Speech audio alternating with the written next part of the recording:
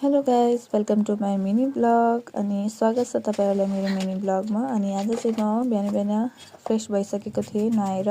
अनि म चाहिँ रेडी भइरहेको थिएँ किनभने आज चाहिँ स्याटरडे हो। अनि स्याटरडे चाहिँ हामी चर्च जान्छौँ। अनि चर्च जानको लागि म रेडी भइरहेको थिएँ। अनि मैले आफ्नो चाहिँ अलिअलि कपाल पनि काटेँ किनभने अलि बढिरहेको थिएन। सो मैले अलि टुप्पो टुप्पो काटेँ कपाल। अनि त्यसपछि मेरो छोरालाई रेडी गरेँ। अनि रेडी गरिसकेपछि म आफै पनि रेडी भएँ। अनि हामी चाहिँ आज पारी चर्च जानुपर्ने थियो। सो हामी स्कुटीमा गयौँ, नत्र हाम्रो चर्चै नजिकै छ, हामी हिँडेर नै जान्छौँ। तर आज चाहिँ पारी भएको कारणले हामी स्कुटीमा गयौँ। अनि बिहानको भ्यू हेर्न सक्नुहुन्छ। बिहानको 10:30 बजे पनि यस्तो कुहिरो लागेको छ होइन।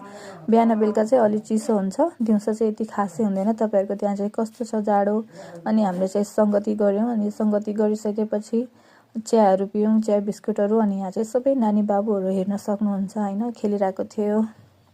अनि आज चाहिँ हाम्रो चर्चमा समुएल बाबु अनि काजल बहिनीको जन्मदिन बनिरहेको थियो।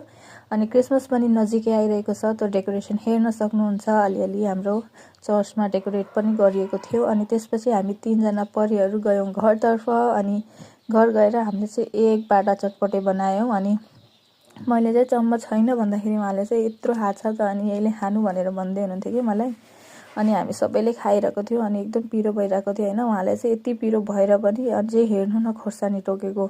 अनि हामी सँगसँगै हाम्रो एउटा नानी पनि छ कि एजु, उसले पनि हामी जत्तिकै खाइरहेको थियो कि उसलाई पिरो भइरहेको थियो, त्यही पनि मन पर्दो रहेछ। अनि उसले पनि त्यति नै खाइरहेको थियो। अनि कसैले प्याज, कसैले खोर्सानी टोक्दै खाइरहेको थियो। अनि खाइसकेपछि हामी गयौँ इभिनिङ वक। अनि आजभोलि त 5:30 बजे नै अँध्यारो हुँदो रहेछ। अनि त्यसपछि म घर आएँ, खाना पकाएँ। अनि मेरो बुढाको भिडियो कल आयो। अनि उहाँसँग एकछिन कुरा गऱ्यौँ। अनि आजको लागि यति नै गाइजहरू, बाई बाई।